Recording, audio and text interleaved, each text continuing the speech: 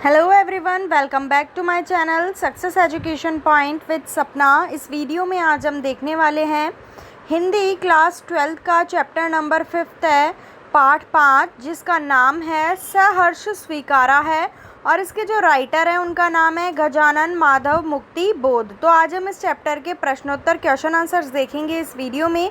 1 से 4 तक के चैप्टर के जो क्वेश्चन आंसर्स हैं वो पहले से आपको मेरे चैनल पे मिल जाएंगे। प्लेलिस्ट बनी हुई है, आप सारी वीडियोस देख सकते हैं, इसलिए चैनल को सब्सक्राइब जरूर करें और साथ ही में बेल आइकन को प्रेस करें जिससे नेक्स्ट वीडियो की नोटिफिकेशन आप तक तुरंत पहुंच सके। वीडियो को लाइक और दोस्तों के साथ शेयर ज़रूर करें, हम आपके लिए इतना कुछ करते हैं, तो आपसे इतनी सी रिक्वेस्ट है, आप चैनल को सब्सक्राइब जरूर करें और वीडियो को लाइक शेयर करते रहें।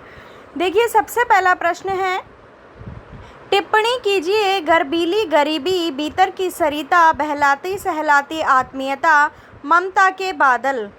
तो इन सब पे आपको टिप्पणी लिखनी है। तो पहली है गर्बीली गरीबी। कवि गरीब है परंतु वह गरीबी भी गर्वीली है, अर्थात ऐसी गरीबी है जिस पे गर्व किया जा सके, क्योंकि कवि के स्वाभिमानी होने से उसे हीनता या आत्मग्लानि नहीं होती है, अपितु उसे एक प्रकार से गर्व ही होता है। गरीबी पे भी उन्हें कोई हीनता महसूस नहीं होती है, अपितु गर्व होता है क्योंकि वे स्वाभिमानी हैं। अगला पॉइंट, भीतर की सरिता, नदी में जल राशि का प्रवाह अविरल रहता है, उसी प्रकार हृदय में कोमल भावनाओं का प्रचार भी रहता है। कवि के हृदय में भी असंख्य कोमल भावनाओं का प्रवाह है। अगला, बहलाती सहलाती आत्मीयता, कवि के हृदय में प्रिय की आत्मीयता है जो उसे हर समय प्रेम पूर्ण व्यवहार से बहलाती और सहलाती रहती है, उसे आनंदित एवं प्रसन्न रहने के लिए प्रेरित करती है, उसे कभी निराश नहीं होने देती है।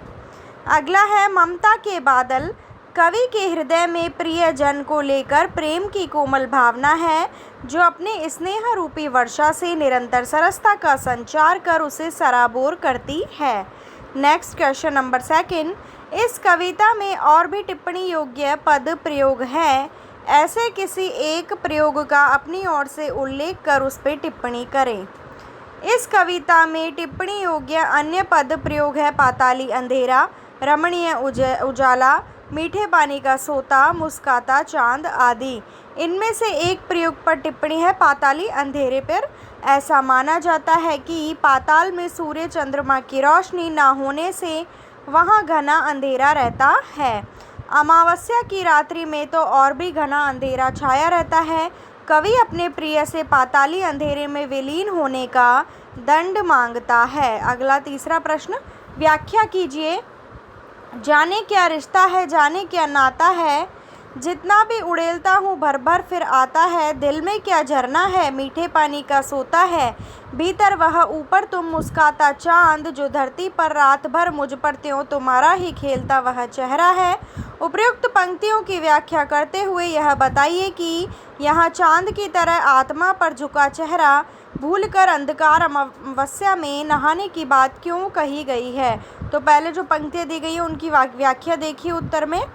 कवि की जगह कवि कीजिएगा, कवि अपने प्रियजन को संबोधित करते हुए कहता है कि मैं यह नहीं जानता कि मेरे और तुम्हारे बीच कैसा गहरा रिश्ता है, किस रिश्ते से मैं तुम्हें इतना प्रिय मानता हूँ।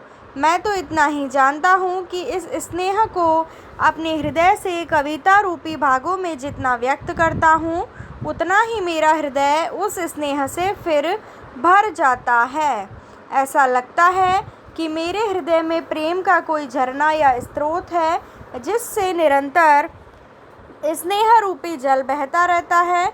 जिस प्रकार पूर्णिमा का चांद आकाश में रात भर अपनी चांदनी बिखेरते रहता है, उसी प्रकार तुम्हारा यह मुस्कुराता हुआ सुंदर चेहरा मेरे हृदय को अपने आकर्षण से प्रकाशित करता रहता है।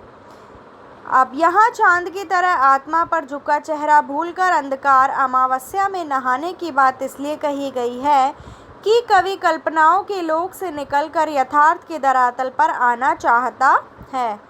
नेक्स्ट 4th क्वेश्चन, तुम्हें भूल जाने की दक्षिण ध्रुवीय अंधकार अमावस्या शरीर पर चेहरे पर अंतर में पालूँ मैं, झेलूँ मैं उसी में नहा लूँ मैं, इसलिए कि तुमसे ही परिवेष्टित आच्छादित रहने का रमणीय यह उजेला अब सहा नहीं जाता है। इसमें आपसे कुल चार प्रश्न पूछे गए हैं, उनके उत्तर आपको देने हैं इस व्याख्या के अंतर्गत। इसमें पहला प्रश्न पूछा जा रहा है, यहाँ अंधकार अमावस्या के लिए क्या विशेषण इस्तेमाल किया गया है और उससे विशेष्य में क्या अर्थ जुड़ता है। तो देखिए इसका उत्तर, यहाँ अंधकार अमावस्या के लिए दक्षिण पूर्वी विशेषण का प्रयोग किया गया है। इससे विशेष्य अंधकार को और अधिक घना व्यंजक किया गया है, अर्थात घना अंधकार और भी सघन हो गया है। अगला पूछा है, कवि ने व्यक्तिगत संदर्भ में किस स्थिति को अमावस्या कहा है। कवि ने व्यक्तिगत रूप से अपने प्रिय के स्नेह से दूर होने तथा स्वयं के एकाकी जीवन से निराश व्यथित रहने से उसे अमावस्या कहा है। अगला तीसरा, इस स्थिति से ठीक विपरीत ठहरने वाली कौन सी स्थिति कविता में व्यक्त हुई है। इस वैपरीत्य को व्यक्त करने वाले शब्द का व्याख्या पूर्वक उल्लेख करें। इस स्थिति के ठीक विपरीत ठहरने वाली स्थिति यह व्यक्त हुई है, तुमसे ही परिवेष्टित आच्छादित रहने का रमणीय यह उजेला।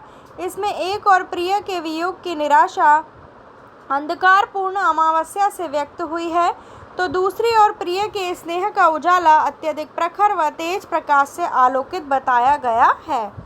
अगला, कवि अपने संबोध्य जिसको कविता संबोधित है, कविता का तुम को पूरी तरह भूल जाना चाहता है, इस बात को प्रभावी तरीके से व्यक्त करने के लिए क्या युक्तियाँ अपनाई हैं, रेखांकित अंशों को ध्यान में रखकर उत्तर दें।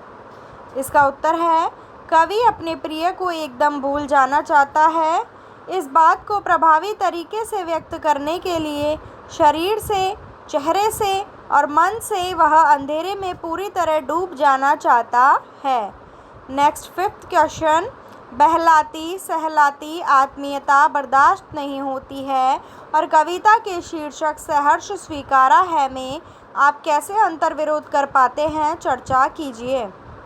तो इसका उत्तर है, यद्यपि इन दोनों में अंतर्विरोध की स्थिति है, कवि अपने प्रिय की हर चीज़ को सहर्ष स्वीकार करता है, उसकी ममता को सहारा मानता है, परंतु वह प्रिय की बहलाती सहलाती आत्मीयता को स्वीकार नहीं कर पाता है, क्योंकि दूर रहकर उसे वह आत्मीयता पाना बर्दाश्त नहीं है। तो ये थे चैप्टर नंबर 5 के क्वेश्चन आंसर्स। वीडियो को लाइक, शेयर और चैनल को सब्सक्राइब जरूर करें। मिलती हूँ नेक्स्ट वीडियो में। Thank you for watching my video.